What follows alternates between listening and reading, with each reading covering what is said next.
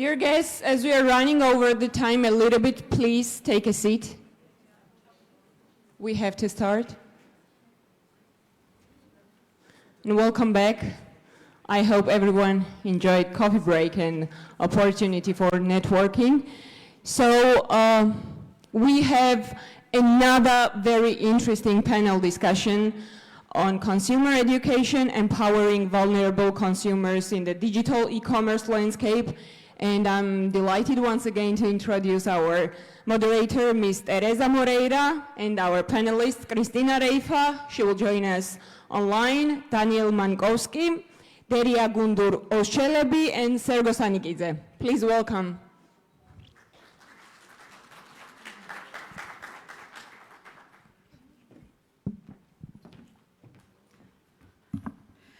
Good morning. Like other colleagues, I just want to briefly say, again, thank you. Thank you very much for the warm hospitality that Irakli, if I may, you and your team always reserves to the participants, and especially for some of us that come from a bit further away places. It's always a pleasure to be back in Tbilisi, and we are extremely grateful for the conference organization, which has been fantastic, for the topics, for the opportunity of engage, and also to see the very impressive achievements of the Georgian Competition and Consumer Agency. So today we are going to talk briefly about consumer education, empowering vulnerable consumers in the digital e-commerce landscape.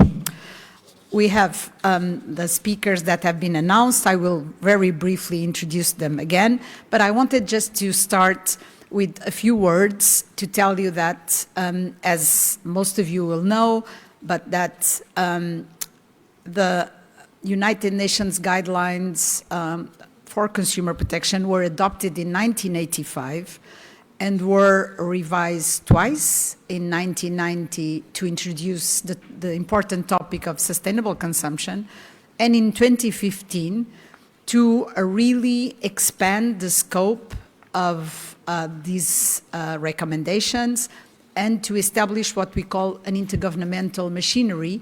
That is to say, in our case, establish the UNCTAD Intergovernmental Group of Experts on Consumer Protection Law and Policy as the international forum for the discussion of all issues regarding consumer policy. You know that UNCTAD is dedicated to assist developing countries, but of course our work is based on bringing together all our members so that they share information, intelligence, experiences, identify best practices, and choose their policy options.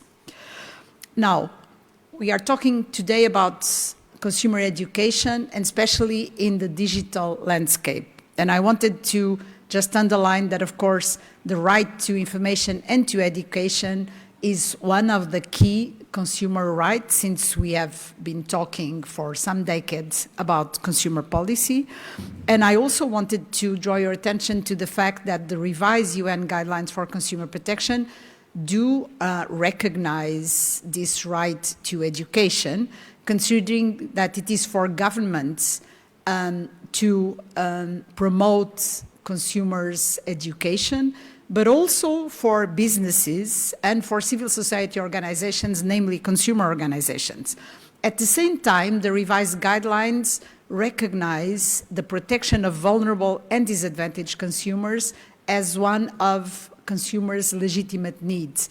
And this is something that is cross-cutting in the new revised guidelines, hence the importance of this topic.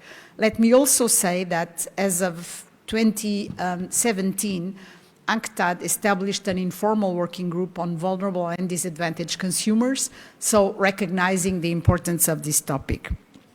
Now, the revised guidelines of the UN also dedicated new recommendations on e-commerce due to the novelty and the timeliness of this topic. But of course, since 2015, so for the last 10 years, the world has evolved considerably, namely in what concerns digital markets, and we will hear on that. So there are a number of challenges for vulnerable and disadvantaged consumers You have heard already a number of mentions, but we will talk probably about children, about the elderly, about the importance of overcoming the digital divide that I mentioned yesterday, that has been recognized by the UN Pact for the Future, adopted in September 2024, and also the challenges and the opportunities brought by artificial intelligence. So on this note, I have asked the speakers to address a couple of issues. I will just mention them now and then hand over to them. So what are the needs and challenges of vulnerable consumers in e-commerce landscape in your jurisdiction or region? And what would be the priority vulnerable consumer groups? And also, how can we improve consumer education in this setting?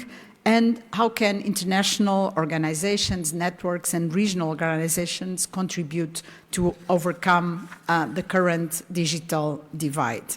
So we will start with Professor Christine Riefer from University of Reading. She's also the coordinator of the very lively informal working group of UNCTAD on consumer protection in e-commerce. Then I will hand over to Daniel Mankowski, Vice President of the Office of Competition and Consumer Protection of Poland, WOKiK. Then Daria Gungor Ozcelebi, I hope I'm pronouncing this more or less right. She is head of department of the Ministry of Trade of Turkey. And finally, Sergo Sanikidze, very well known to all of us, head of the Consumer Rights Protection of the Georgian Competition and Consumer Protection Agency. So on this note, I would like to welcome Christine. It's a pity that you're not here in person. You have the floor. Thank you. Thank you very much, Teresa. And yes, I very much regret that I couldn't enjoy the legendary Georgian hospitality, but thank you very much for accommodating this link so I can still be with you. So it's a great honour to address this conference, who has been exploring some absolutely fascinating topics. I will stay on brief and share a brief presentation with you all, focusing on consumer education, but particularly focusing on vulnerable consumers. So, as Teresa indicated, the protection of vulnerable consumers is actually something that has been at the forefront of a lot of interventions in the last 15 to 20 years. As pointed out already, the United Nations Guidelines for Consumer Protection does make some provision for the protection of vulnerable and disadvantaged consumers. And actually that was, at the time, a very important innovation, and I will explain why. Normally, and I will show you a definition of vulnerable consumers, we tend to focus on personal characteristics of consumers to define them as vulnerable, whereas disadvantaged consumers, the recognition of that group was a very important gear change in actually trying to really respond to needs of consumers. So since Teresa has already covered what the United Nations guidelines have said, I do not wish to repeat, but that's a very important point to keep in mind. So when we are thinking of educating vulnerable consumers, we have to obviously start with thinking about who do we want to educate and what do they need to be educated about. And here comes a first stumbling block. There are no universally accepted definition of who a vulnerable consumer is. And there are good reasons for that. You can look at the literature and to see what is there, and we tend to find that there are several categories of vulnerable consumers that are described.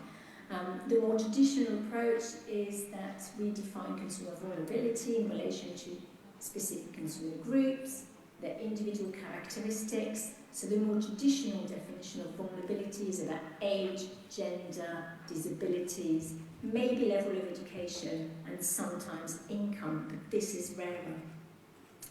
Another more recent approach has been to consider consumer vulnerability as a result of both internal and external factors which could be temporary or permanent. And there, a very important theorist in consumer vulnerability is Martha Feynman in the United States, who actually describe consumers, but people in general, to be universally vulnerable, that it is a state that can be also transient, which is not necessarily something that is fixed. And because of those elements, it makes it very difficult to define who vulnerable consumers may be. Indeed, you may be temporarily more vulnerable if you are going through a bereavement, for example. But as the process of grief is closed, individuals normally regain all of their abilities to be critical about the retail choices they might make. Around the world, what we also find is that the legal systems have accounted for vulnerability in many different ways too. So with this in mind, what are the factors, if we cannot define them or find an already made definition, what are the factors that are going to lead or contribute to vulnerability?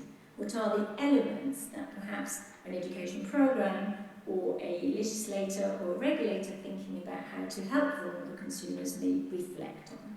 Now here we've got a useful piece from the OECD that proposed a toolkit defining vulnerable consumers as those who are susceptible to detriment due to various factors, including psychological or financial states or the nature of specific transactions. So at the OECD we saw in that document in particular the addition of psychological factors of consumers that might also lead to vulnerability. Now the toolkit outlines that consumers can be vulnerable at certain times, and some are of course persistently susceptible of and might have a state of vulnerability that is in more lengthy in time and might be sometimes permanent. Now, the list that the OECD gives is quite helpful. It talks about vulnerability that may arise from discrimination based on race, ethnicity, gender, low education or literacy level, language barriers, lack of local knowledge, impaired vision, hearing, mobility, cognitive impairments, restricted mobility, geographical remoteness, unemployment and low income. So you can see from that it's already a huge challenge. All of those people, and some of them might actually accumulate a number of the vulnerability factors, will be extremely difficult to help because it's not also something that consumers readily volunteer. It's very hard for consumers to sometimes recognise their own vulnerability, but also then contribute it. There's quite a lot of stigma attached to vulnerability in marketplaces. So when we try and think of vulnerability in this digital space, then we have an added layer of complication. And the strand of the literature, which is very new, looks at digital vulnerability. And there, the focus has moved away from the individual characteristics to looking more at what market structures or market practices may do that actually exacerbate the vulnerability of the individual. And indeed, what we find is that technology impacts the ability of consumers to navigate marketplaces. Digital markets are the breeding ground for vulnerability. They actually are the victims of online manipulation, of the use of information technology to covertly influence their decision-making. That might be by targeting or exploiting their decision-making vulnerabilities. So some authors consider that in digital markets, what our default should be is that actually all consumers are vulnerable, at the very least, because of the environment they involve in and the ability of businesses to employ tactics that are not completely transparent. So by definition, vulnerable consumers in a digital marketplace is all of us. And that also changes when we reflect on what and how to educate people, what should then happen.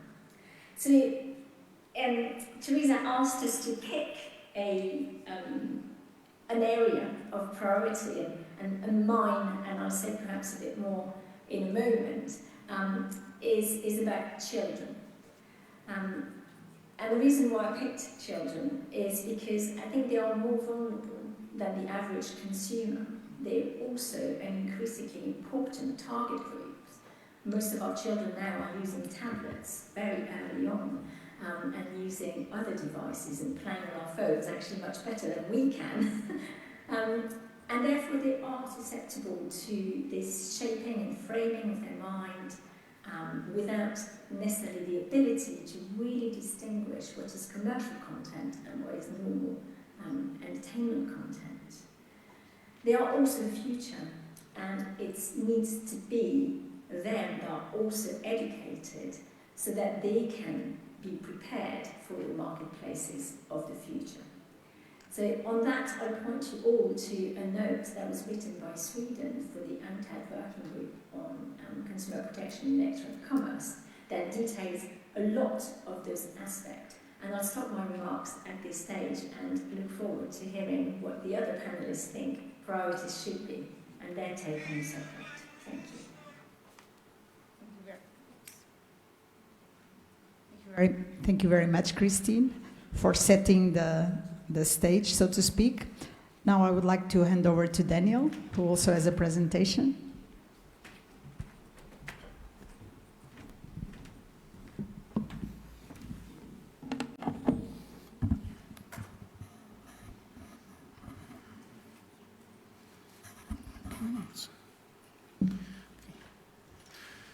Thank you very much, Teresa.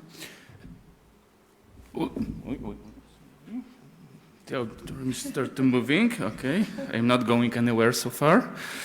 Okay. Now, I think after all that I can start. In the recent days, I already said Moldova many times to our Georgian hosts, but I have to do it once again. It's a really great pleasure to be here today for the first time in Tbilisi on the annual conference. For our office, or in our office, the topic of this panel we recognize with a very big importance, but we are also aware of all the challenges it brings to us. For us, raising the awareness of consumers with special attention to the vulnerable consumers in the digital world seems really crucial, and in our opinion, it's just necessary to do so. So, in a very briefly words, I would like to highlight some of our Polish perspective to this topic, to our approach, how we are trying to educate consumers and how we are trying to help them to avoid all the risk of a modern today's world. So, our office is already nearly 35 years old, and for nearly all this time, protecting consumers is one of our major topics and major area of our interest. During this time, we have clearly seen the crucial role of the spreading consumer knowledge and skills, as well as taking actions to raise the awareness among the most vulnerable market participants and the role of it in the social and economic life. Ongoing consumer education, from our perspective, should be conducted from the early age. It is interdisciplinary by its nature, and the learning process should be continuous, sustained, and engaging to produce the results we are expecting. In my opinion, without proper consumer education, we cannot build a responsible society. Society in which consumers are able to reflect on their individual consumption choices. In this context, also financial education is extremely important. At the same time, the actions we want to take must account the changing dynamics of the environment, all this digital revolution around us, development of new technologies, and the availability of new communications tools, which was already spoken in a previous speech. Of course, when we are talking about vulnerable consumers, we mostly thinking about children, young people, elderly, but nowadays we should also be aware that all this digital revolution changed the group of vulnerable consumers. We also nowadays have to think also about disadvantaged people, financially disadvantaged people, or consumers with limited access to the internet who need special protection in modern world. However, in recent years, we are also observing that nearly all consumers can be vulnerable ones. The digital revolution that is going so quickly that even our and recent conscious consumers sometimes cannot be fully aware and fully thought about the modern risks and problems which it can generate. So for us, we are trying to cooperate. The cooperation is a word that was also used many times during this conference. So we're also trying to cooperate on a Polish ground with other bodies, just to be sure, just to fulfill this need for a proper consumer education. As two short examples. For example, we were working on some called working group for educational activities on the financial market. So in Poland, we created a forum of discussion with the participation of Ministry of Finance, with the participation of central administrative institutions on the one hand, and on the other hand, with entrepreneurs on the Polish financial market. So 35 of such bodies discuss what's the proper consumer education, what actions should be taken just to be sure that the situation in the financial market will be safe for consumers. Now we are working on within the Financial Educational Council, which is a body of 9 governmental authorities who also preparing social campaigns to educate consumers on the financial market. What is interesting in that such council has its Financial Educational Fund. This fund is filled with the money from fines which was given to the entrepreneurs on the financial market. So if an entrepreneur is abusing the law, mostly consumer law on the financial markets, the fines are going to the special fund which is used to raise campaigns to educate consumers on this market. But because we have limited time, I will focus on the vulnerable consumers in the digital world. Sorry, I just realized I forgot to use the slides, but it's fine. I think you can do this now. I will try to. Okay, but we are still in the topic. So I'd like to focus on the digital market, digital world, and digital practices. As I said, we see the trend that during the digital age, every of the consumers might be vulnerable ones. So we're trying to addressing the whole consumer market during our educational actions. Of course, it started during the COVID outbreak, which empowered consumers in many ways. There were new problems unknown earlier. So new challenges to the digital market. Of course, every of one who are here knows about scams, dark patterns, unfair practices in e-commerce. There were the major problems we had to address educating consumers. How we tried to do so with very short examples from Polish market. Of course, the basic actions was a legal protection. As a governmental authority in Poland, we have the power to, we have the legislative initiative, so we use it very often just to make sure that the Polish consumer protection law is, on the one hand, in line with the newest European law, on the second hand, that it fully secure as much as it's possible the consumer rights and addressing the newest consumer problems. But it's more about the policy actions. About the consumer initiative, we trying to address as many as we could consumer campaigns just to make sure that the consumers will be aware of the problems, and we used a lot of adversarial ways to do so. Just quick examples. This one, a campaign addressed to the high school students. As you may see, we address a campaign about modern times. We prepared a simulator for the high school students which simulated social media. You may find it under this website. So far it's in Poland, but we are thinking about making it possible also in different languages. So it was a free tool, as I said, which simulated the social media. We hidden there a lot of threats to the young consumers, like scams, like phishing examples, like pyramid scams examples, and it was quite popular. As you can see, it was viewed more than 1.3 million times. We addressed this campaign to more than nearly 24,000 students, nearly 1,000 classes, and more than 150 schools. So it was quite big in the Polish market. Next one was a campaign addressed to a little younger kids, to preschoolers. It was called ABC of the Young Consumer.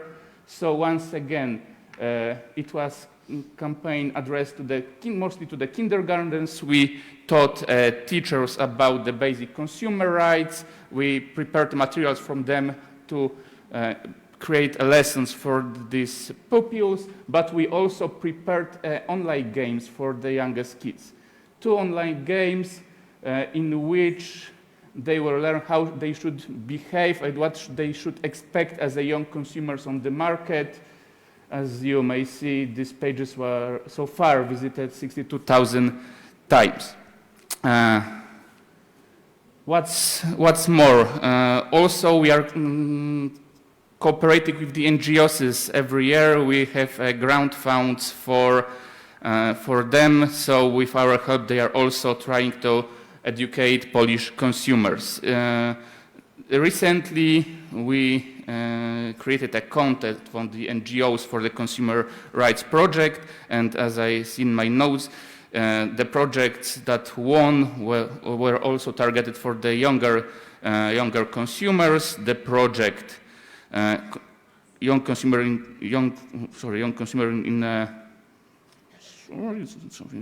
Consumer Rights Education of Children and Youth in 2024-25. Sorry for the mistake.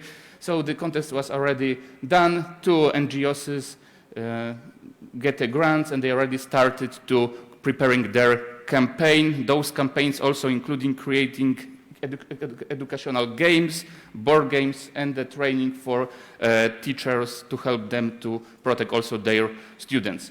We also remember about the older people. We very actively cooperate with the Polish Social Insurance Institution, creating the actions for the older people. We are annually creating Senior Citizen Day, during which we are trying to also show the elderly people the modern risks that are happening on the market.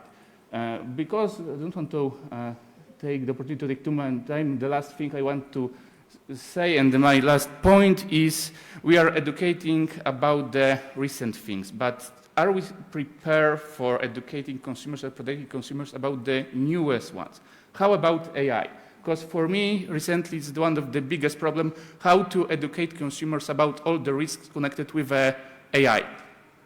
This picture you may see was also created by AI for the reasons of this slide. It took me, I don't know, a couple of seconds. So also the people who want to abuse consumer rights know how to use such technologies, and they also need a couple of seconds to create scams campaigns, materials that will abuse their rights. So in my opinion, one of the topics we should deliberate, we should think about and think how to do actions against that is all these connected with AI technologies and the risks for the consumers connected with it. Thank you.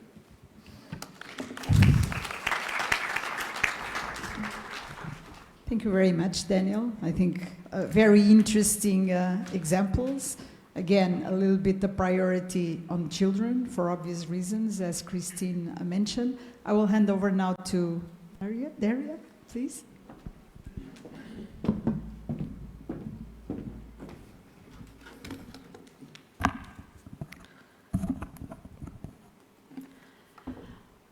Thank you, Teresa. First of all, I would like to thank Georgian Competition and Consumer Agency for their great hospitality and having us in Georgia. It's a great pleasure for me to be here with you. As you know, the world is becoming more and more vulnerable, and we are hearing more about the age of multiple crises. By nature, consumers are also affected from these crises and changes, and they are becoming more vulnerable. Currently, it is becoming clear that almost all consumers are somehow vulnerable. The pandemic, e-commerce, AI implementations, and all of them fed this process. As it is clearly seen, economic status, age, education, health issues, gender may cause vulnerability. For example, our senior citizens are vulnerable to timeshare vacation contracts in Turkey. And another example of premises contracts. Almost all consumers in Turkey are vulnerable to off-premises contracts, and low and middle income groups are vulnerable to prepaid housing sales.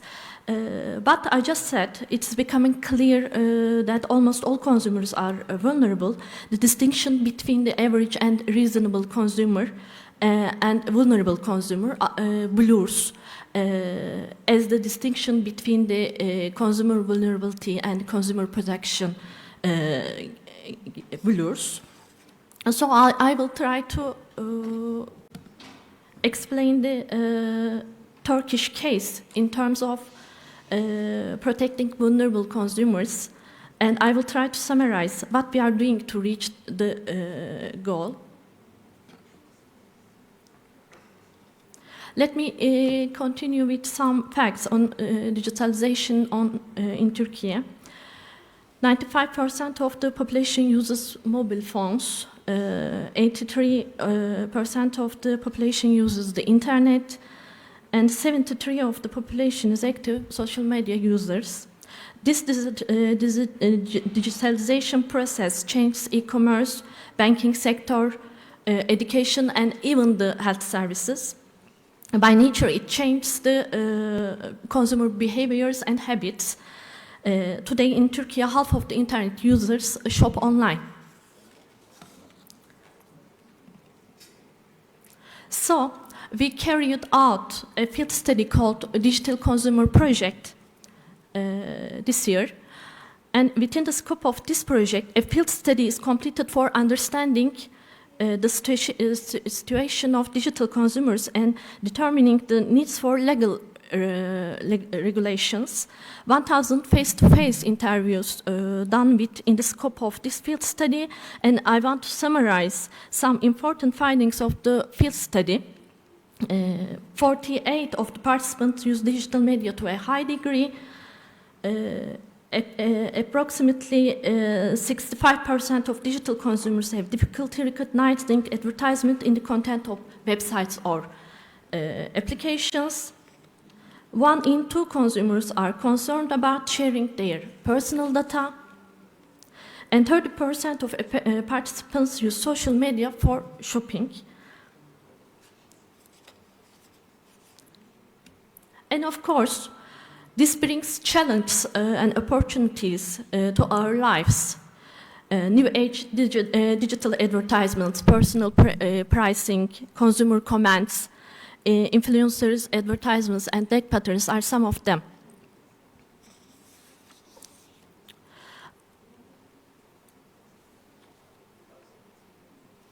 All of this brings us to database advertising, analysis of consumers' purchasing habits, countdown timers that try to manipulate or pressure consumers, determining the product or site to be shown with in search result through advertising, and creating a perception of scarcity or popularity.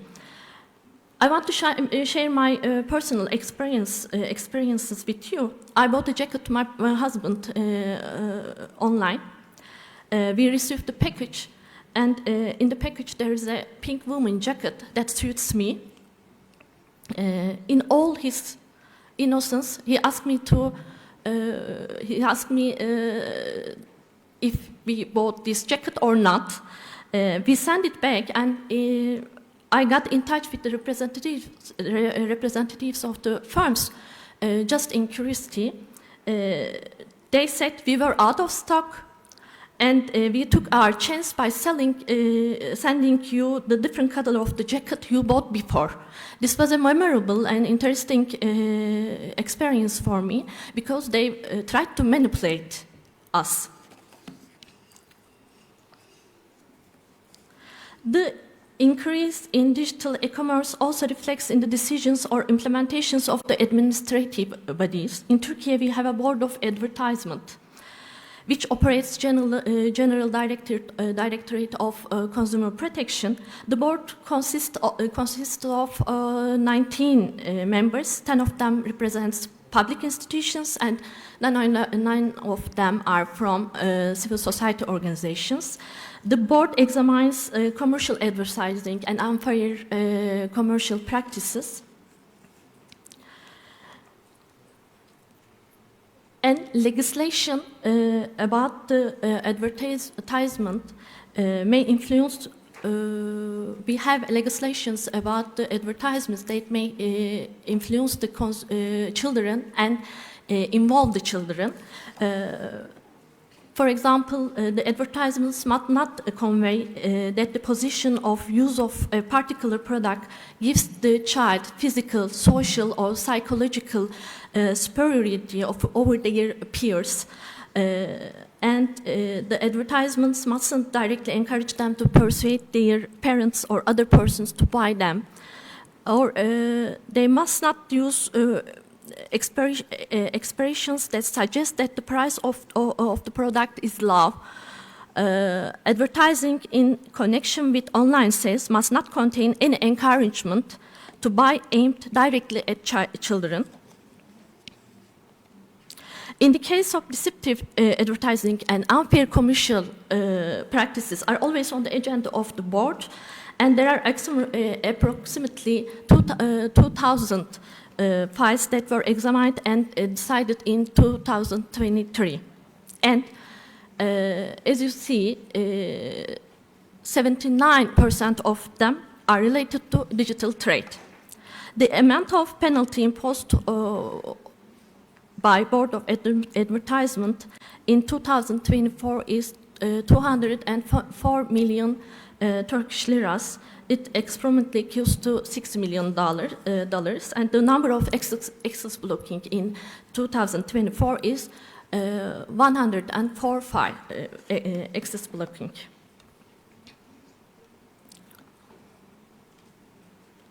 And I can mention some examples of illegalities from the decisions of the board, such as manipulating of data on site or in-app features such as store follower counts or product favorites, manipulation of comments made by consumers, especially in a way that reduces the visibility of negative comments, and advertising of goods and services that are prohibited by law on search engines, for example, gambling or the sale of weapons.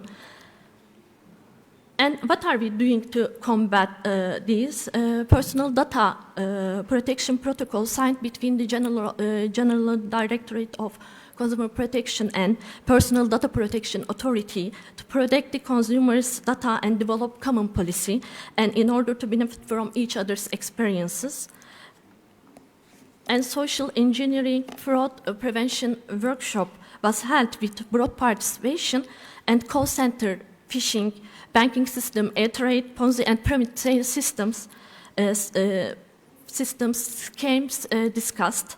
Studies on social engineering fraud is continuing.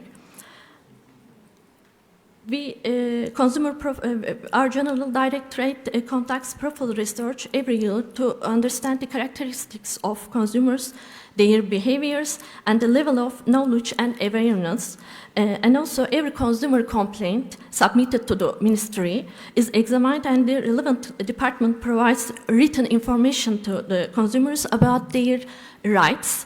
In 2024, until today, we received 110,000 complaints.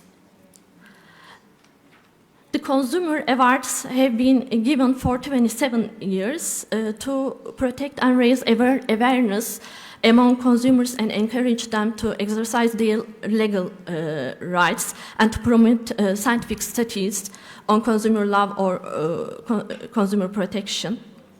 Painting, cartoon and poster competitions are held involving middle school, high school and university students to ensure that consumer awareness and consciousness is established in students. In Consumer Council, which we hold every year with the participation of civil society, the topics to be put on the agenda are determined together with civil society and worked on in groups. And the Advertisement Council also meets every year. In this council, a working group on advertising for people with disabilities was formed, and a working group is studying on this subject. We have consumer advice line, and approximately 500,000 people are informed of their rights each year. The consumer information guide and frequently asked questions are available on our website. An average of 200 workshop meetings, panels, conferences are attended each year. We cooperate with international organizations and follow the developments closely. Public service announcements are broadcasted on national and local radio and television channels to educate and inform consumers and raise awareness of consumer rights.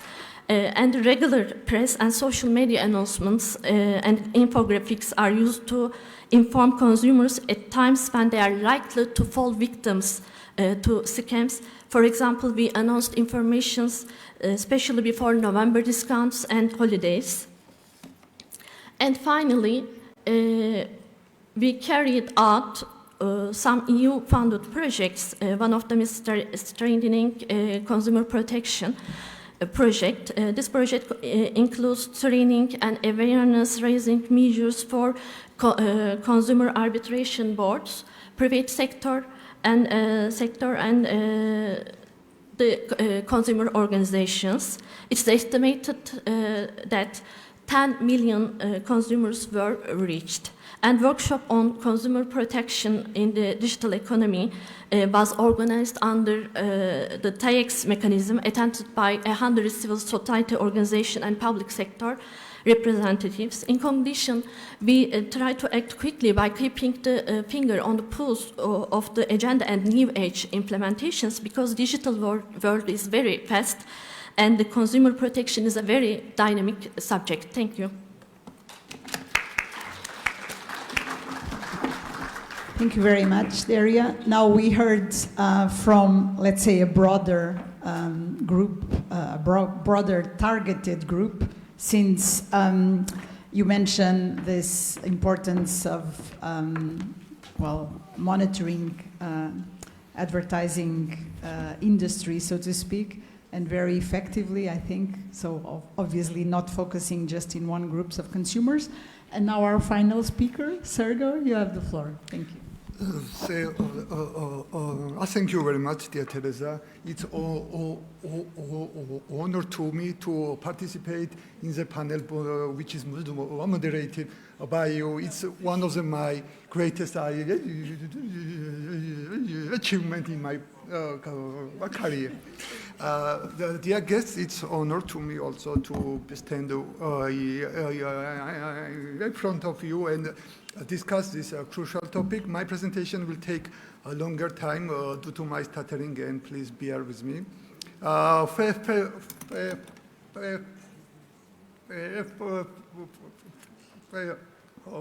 First of all, what happened to Could my we please have the presentation? presentation? Okay, I can speak. Yeah. First of all, we should ask to ourselves, how can we ensure that modern technology bridges the gap and not widening it for consumers? And first of all, we should start define vulnerable consumers. And this is not just abstract categories. those are our children, our neighbors, our parents. It can be caused by low digital education and language barriers, and it can affect the elderly and the young. As Teresa and my co-panelists said, nowadays in modern digital landscape, all consumers are vulnerable, and this issue particularly critical for our country, because until 2022 there was no comprehensive consumer protection legislation in Georgia. We are just 2 years. We just started 2 years ago, so it's the first time in our country's history, and due to this fact, our population lacks even essential basic knowledge about consumer protection. Today, while trading, while buying something, consumers in Georgia face and in all countries face several critical issues. First of all, it's misleading commercials and dark patterns when offers seems better than they are. And the second problem is a lack of information about terms and conditions, which is leading to hidden fees and unclear pricing. But challenges are meant to overcome, and at the GCCA we are determined to transform the challenges to opportunities. Education is a cornerstone of our work, and because knowledge is power, we use digital campaigns as videos, social media to reach people where they are, even in remote mountainous part in Georgia, where the level of consumer education is lower compared to Tbilisi and people who are living in the bigger cities. Meanwhile, in-person meetings like consumer during Consumer Protection Week, we reach different kind of stakeholders and different kind of consumers, like students, like school children, and disabled people, and we try to ensure that no one is left behind. And I want to mention, and I want to say thank you and express my great gratitude to our donors, which helped us in this process last 2 years, like UNDP, USAID, and other EU and EU structures who then they help was crucial for us. As I mentioned, we try to reach different type of stakeholders. I want to give you one example. Is we try to raise awareness of deaf people in Georgia. We modified our video clips to include sign language, and also we conducted meetings with deaf community to ensure that they have all necessary information to protect their rights. Moreover, to strengthen our effort, we developed a comprehensive consumer protection policies. For example, in 2024, we adopted a national strategy on consumer protection with our colleagues, and which created a systemic foundation for safeguarding consumer rights. Moreover, we created and developed several guidelines including price indication guidelines, which sets a structured pathway to equip consumers with essential knowledge. And our progress has earned international recognition. So I skip the slides. So, and our progress has international recognition. In September 2024, the World Bank Group honored us and Georgia and GCCA for consumer rights protection and swift complaint resolutions. This reflecting our alignment to the EU and international standards. And moreover, lastly, the latest EU enlargement report highlights progress in consumer protection in Georgia. Notably, the legal framework has strengthened, and GCCA increased our enforcement capacities. But we are not stopping here. Our future is more even ambitious. We will.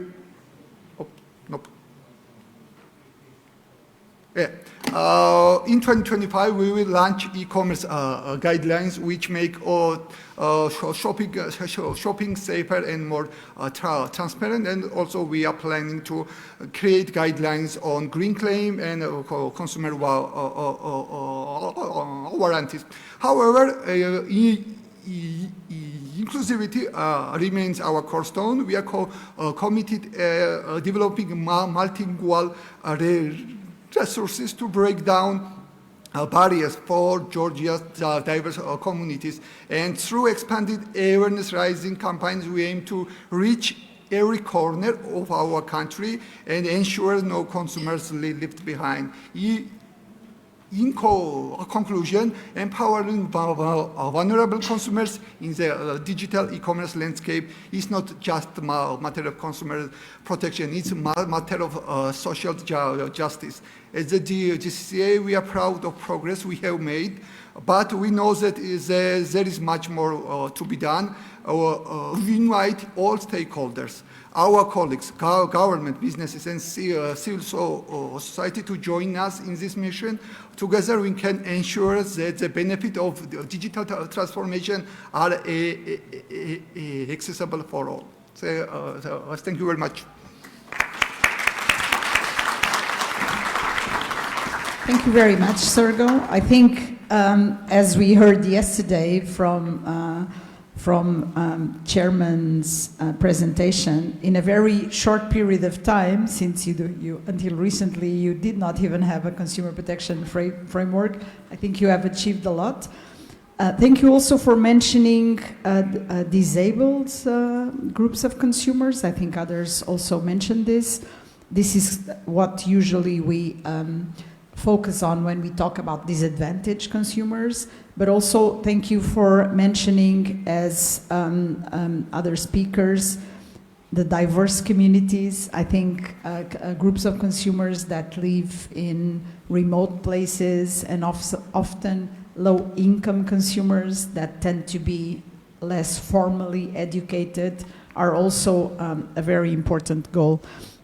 And of course, I think the national strategy and the number of recommendations planned for the future with guidelines are also very relevant.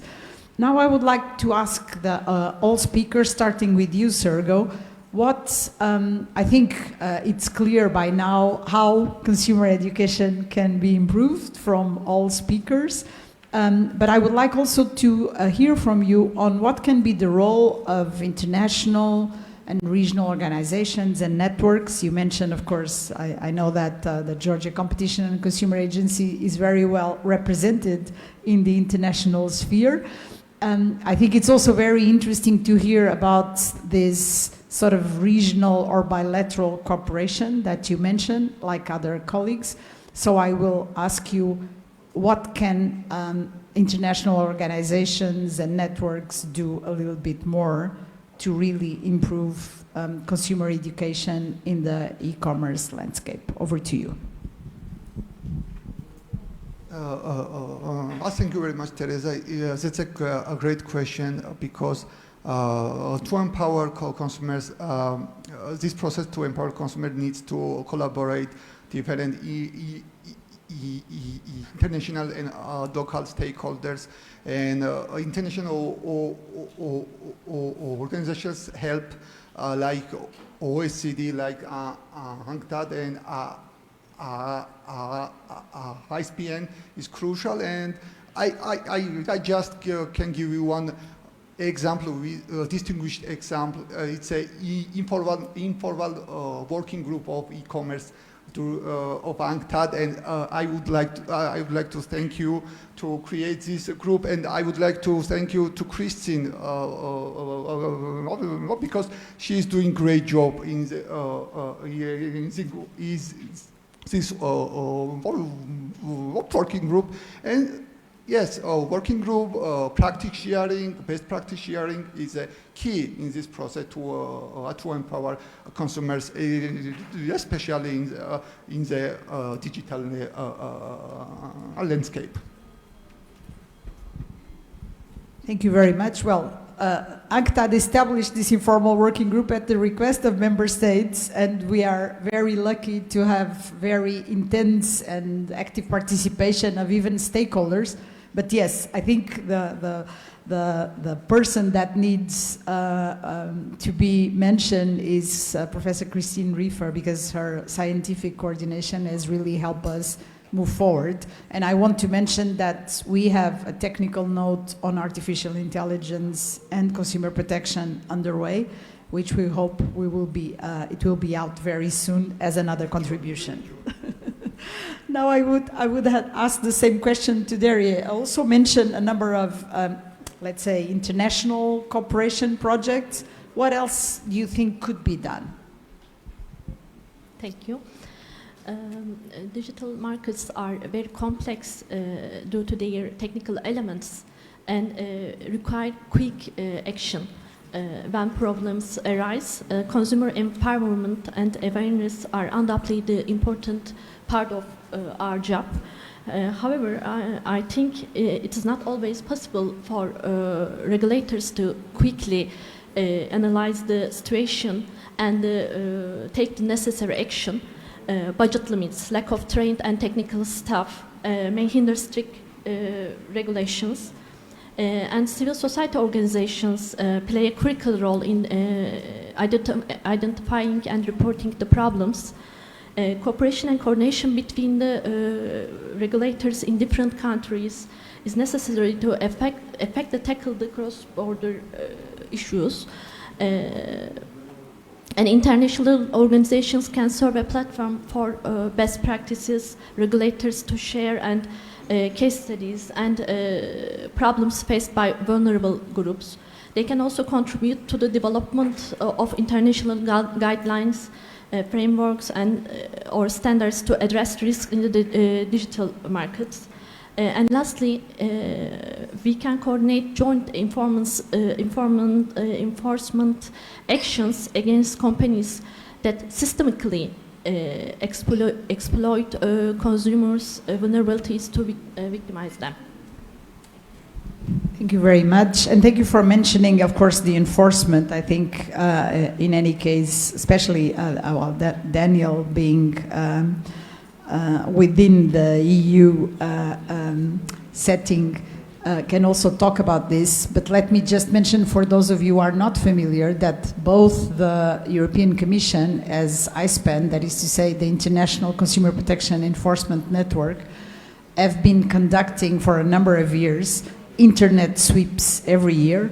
Of course, it's the scope of the sweeps is a little bit broader than consumer education. It is to assess the conformity of online businesses with, in the case of the EU, with the European consumer protection legislation, and in the context of ISPEN, it is of course also to check what are, if businesses are complying with enough information, fair terms and conditions, and of course trying to avoid misleading advertising and fraudulent practices. And this type of collaboration, which of course is based on the will, it's voluntary from consumer protection agencies, provides very interesting information that then can later be used as inputs, for instance, for policy making or for other initiatives. So I just wanted to mention this.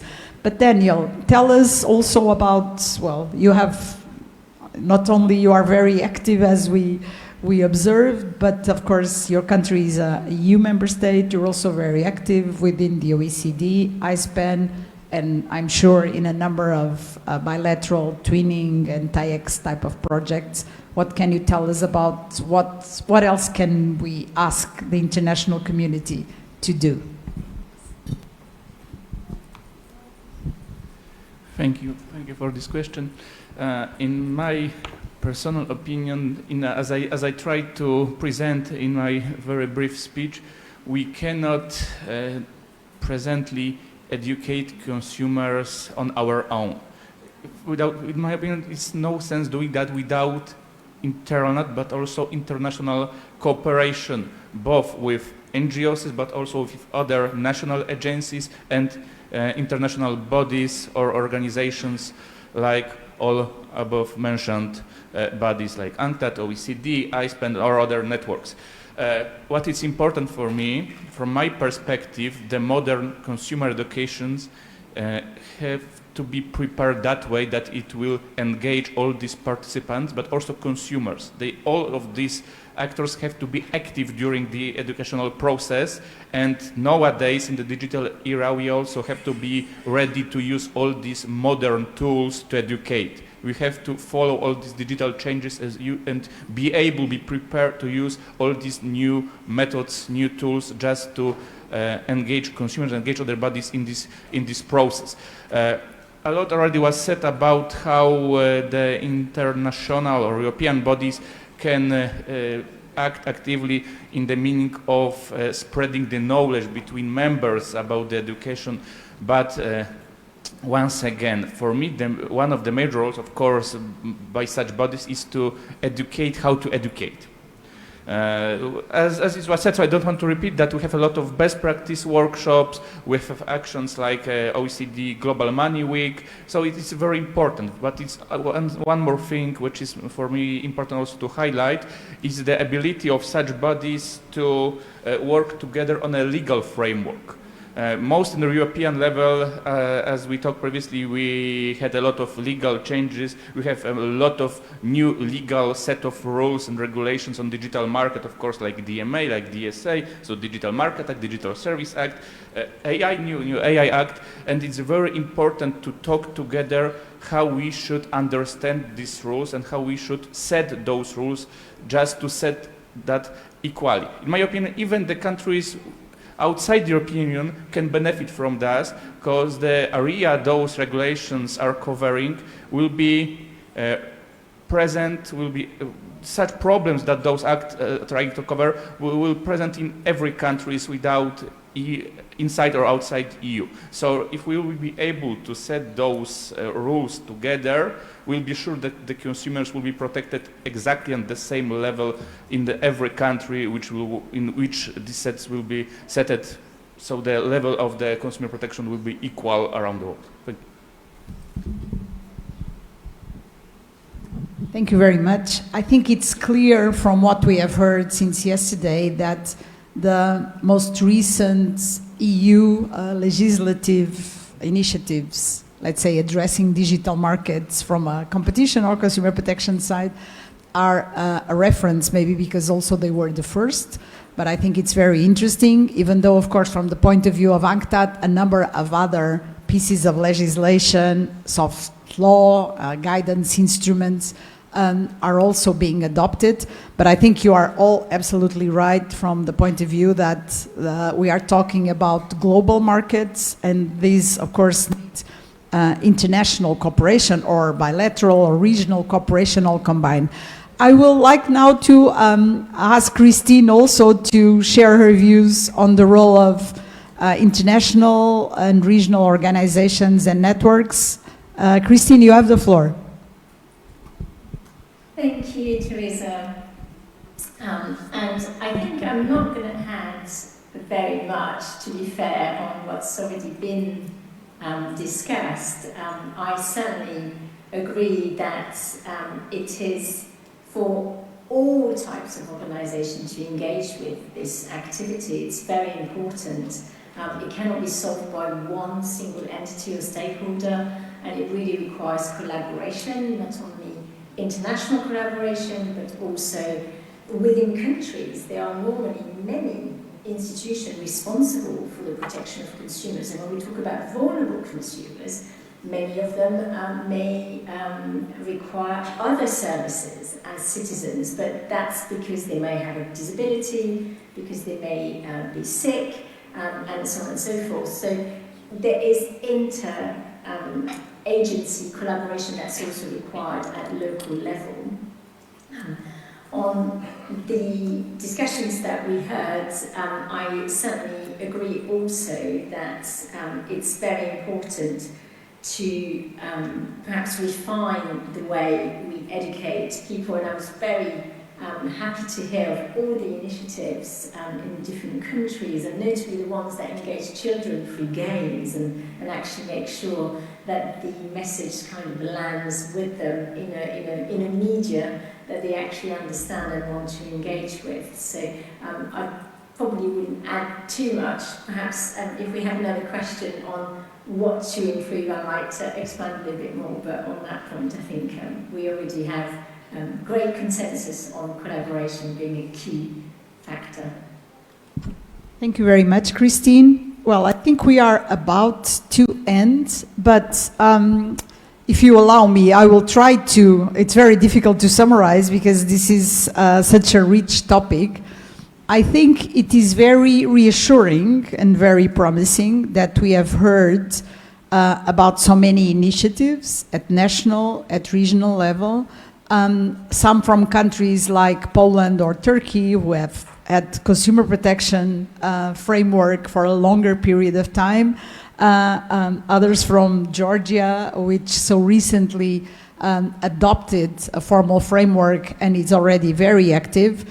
I do think that, Christine, your initial remarks on the complexity and the diversity of what vulnerable consumers mean, especially in the broader digital economy sphere, are also very important.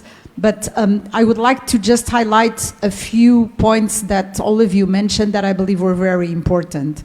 First, that we really need to engage with all our partners within government, that is to say all public bodies at national level, regional level.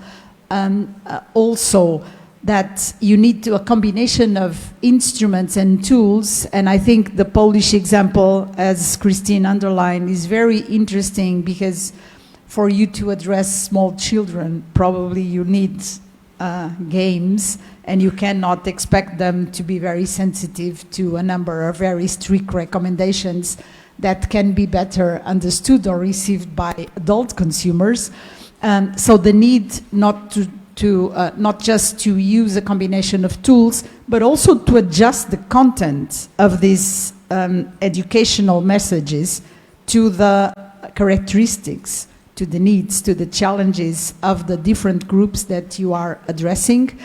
Another important issue, and I believe this was mentioned also by Daniel and Daria, regards the financial payments or the financial sector implications. Of course, whenever we go online and we buy online, we want to have secure and reliable payment systems.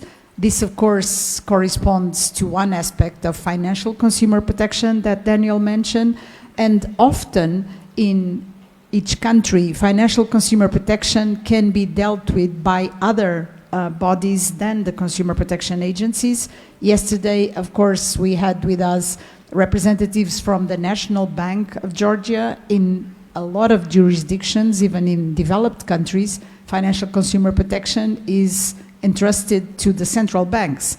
So again, we see, as Christine mentioned, an example of this, I would say, fragmentation and the need to really collaborate with all other public bodies that are engaged in areas that are relevant to improve consumer protection online. But I also wanted to mention the responsibility of businesses, because this was a bit mentioned. We've heard since yesterday from digital platforms, Georgian business entrepreneurs, and the UN guidelines for consumer protection make very clear for the first time that there are good business practices that also engaged and should involve business and their representatives, business associations, for instance, in educating between consumers, namely in the digital sphere. So we should never overlook the role and the responsibility of digital platforms in improving consumer protection online. On the role of the organizations, of course, at UNCTAD we are privileged not only to have this informal working group on consumer protection in e-commerce, but especially because we are the largest platform for this kind of discussions. We always work closely with the OECD, with ISPAN, of course, with the European Union and other regional organizations. And I want to leave this idea of trying to establish a repository of recent initiatives on consumer education, because I think as we know as consumers, sometimes it's very difficult to find the latest or the most relevant information in just one source. So I think UNCTAD can also play a role here. So I hope, Christine, that for the future you will take up this idea and further explore it. And I would like to end thanking very much our speakers and the organizers again for a very interesting debate. And thank you, all of you for being here with us today. Thank you.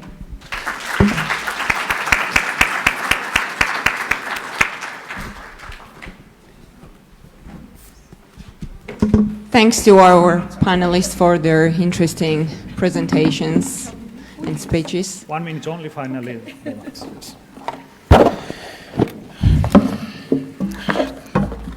Dear friends and delegates, dear guests and colleagues, first of all, I would like to express my sincere gratitude for your participation and involvement in the short international conference on competition and consumer rights. This platform holds great significance for us, as it facilitated discussions on important and timely topics for the conference attendees. Over the past 2 days, we have the privilege to hosting more than 300 delegates with around 60 speakers contributing to 10 panels covering key areas such as competition, consumer rights, and dumping. The conference brought together representatives from the government and Parliament of Georgia, non-governmental organizations, experts, business consulting firms, academia, and media outlets. We would like to extend our special thanks to our guests from friendly nations, representatives from Albania, Armenia, Austria, Azerbaijan, Croatia, Germany, Lithuania, Poland, Turkey, UK, and Uzbekistan. It's a great honor to us host you in our conference. A heartfelt thank you also goes to Ms. Teresa Moreira and her brilliant team to participation in our conference. Ms. Moreira has participated in our conference for the short consecutive years and has played a significant role in promoting our platform in the international community. We also appreciate two contributions of our keynote speakers, Mr. Andreas Mund, who is president of the Bundeskartellbund, steering group chair of the International Competition Network, ICN, Ms.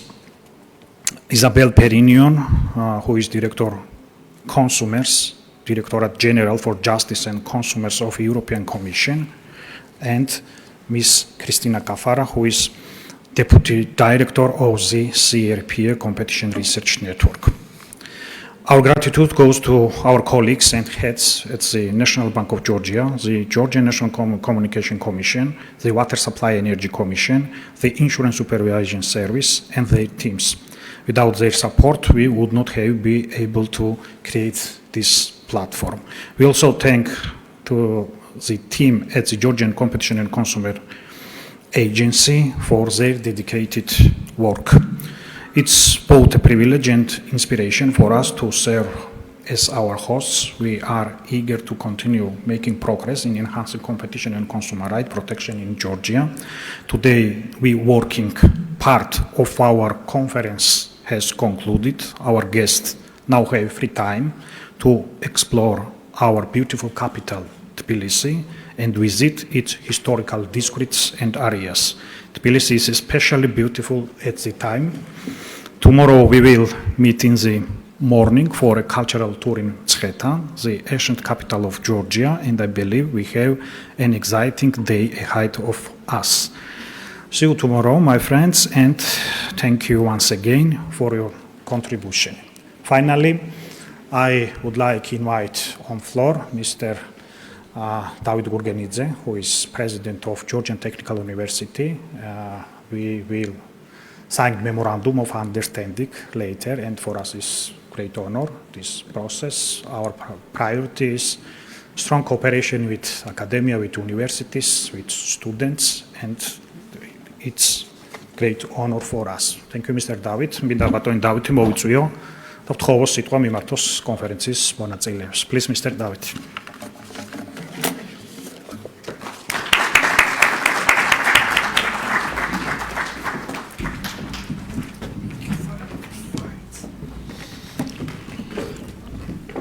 მოგესალმები ძვირფასო კოლეგებო, მესალმები მესამე საერთაშორისო კონფერენციის მონაწილეებს, მესალმები ჩვენი ქვეყნის კონკურენცია მომხმარებელთა სააგენტოს ღირსეულ ხელმძღვანელს ბატონ ირაკლი ლექვინაძეს, ქალბატონ ტერეზა მორეირას და სულ ყველა დამფუძნებლებს ამ კონფერენციისა.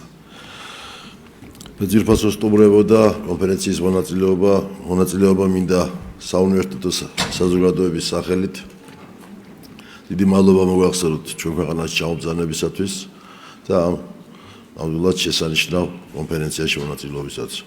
მით უმეტეს რომ ეს მნიშვნელოვანია ჩვენი ქვეყნისათვის, ჩვენი ქვეყნის განვითარების ამ ეტაპზე, როდესაც ეს პატარა ამაყი ღირსეული ქვეყანა საქართველო მთელი თავისი ეკონომიკური მონაცემებით მსოფლიოში, რო ვთქვათ, ყველა მსოფლიო ბანკის მონაცემებით ამ დიდ გლობალურ სამყაროში მე-20 ადგილს მაინც საშუალოდ იკავებს ყველა თავის საქმიანობაში. ეს გამოჩნდა სრულად ერთი თვის წინ არჩევნებში, როდესაც მმართველმა პარტიამ მიიღო ფაქტობრივად მყარი უმრავლესობა. ეს არის ჩვენი ქვეყნის წარმატება. ძალიან მნიშვნელოვანია ამ დროს კონკურენციისა და მომხმარებელთა სააგენტოს საქმიანობა. ბატონო ირაკლი, ჩვენ მეცნიერები, მკვლევარები, აკადემიური წრეების წარმომადგენლები ვაკვირდებით ამ საქმიანობას და დღევანდელი მემორანდუმი, რომელსაც ჩვენ ხელს მოვაწერთ, ნამდვილად წარმოსავალს იმ საქმიანობას და იმ დიდ, ასე ვთქვათ, გლობალურ სამყაროში თქვენს მოღვაწეობას, თქვენი სააგენტოსი, რომელსაც ახალგაზრდების ძალიან დიდი ნაწილია დღეს, მაგრამ ჩვენი სტუდენტები მოიხსენებათ ჩვენ უნივერსიტეტში 200-მდე საგანმანათლებლო პროგრამაა. საერთაშორისო რეიტინგებში საქართველოს ტექნიკური უნივერსიტეტი ერთ-ერთი პირველია უკვე და საიმე მინდა ჩვენმა სტუმრებმა იცოდნენ, რომ ჩვენი უნივერსიტეტი არის კავკასიაში ერთ-ერთი პირველი საინჟინრო ტექნოლოგიური სკოლა, რომელსაც მრავალი წარმატება აქვს მიღწეული და ძალიან მნიშვნელოვანი იქნება თუ ჩვენი სტუდენტები კურსდამთავრებულები მიიღებენ მონაწილეობას სტაჟირებაში, ასევე თქვენ მიიღებთ მონაწილეობას როგორც დამსაქმებელთ ერთ-ერთი დიდი ნაწილი და თქვენ ყველა დარგში გათვითცნობიერებულები ხართ საგანმანათლებლო პროგრამების შედგენაში, რამოთ საგანმანათლებლო პროგრამები საერთო ცოცხალი ორგანიზმი, რომელიც დღევანდელ გლობალურ სამყაროში ძალიან მალე ცვალებადია. ასე რომ ძალიან მნიშვნელოვანია ის კონფერენცია, რომელსაც ჩაეყარა საფუძველი საქართველოში, ძალიან მნიშვნელოვანია თქვენი მონაწილეობა და ასე ძალიან მნიშვნელოვანია ის მემორანდუმი, რომელსაც დღეს ჩვენი უნივერსიტეტი და ბატონი ირაკლი კონკურენცია მომხმარებელთა სააგენტომ მოაწერენ ხელს. კიდევ ერთხელ ძალიან დიდი მადლობა მინდა გითხრათ ძვირფასო სტუმრებო, კოლეგებო, მეგობრებო ამ კონფერენციაში მონაწილეობისათვის და მინდა წარმატება გისურვოთ როგორც პროფესიულ საქმიანობაში, ასევე პირად ცხოვრებაში. ილოცავთ ამ კონფერენციის მიმდინარეობას და გელოდებით თუ საჭიროა ჩვენს უნივერსიტეტში მომავალში მე ბატონი ირაკლი შევთავაზო, რომ მომავალ წელს შეიძლება ჩვენ უნივერსიტეტში ჩატარდეს ეს კონფერენცია. წარმატებას გისურვებთ.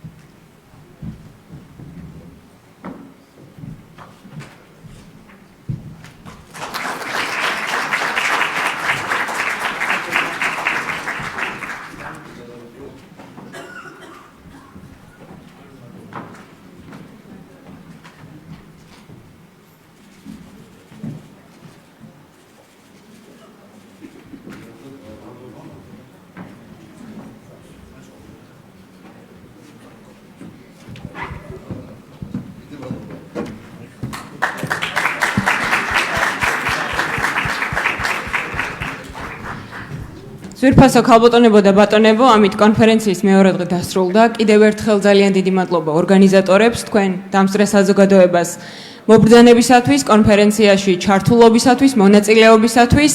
ეხლა კი შეგვიძლია გადავინაცვლოთ გარეთ სივრცეში ლანჩისთვის. მადლობა, წარმატებებს გისურვებთ.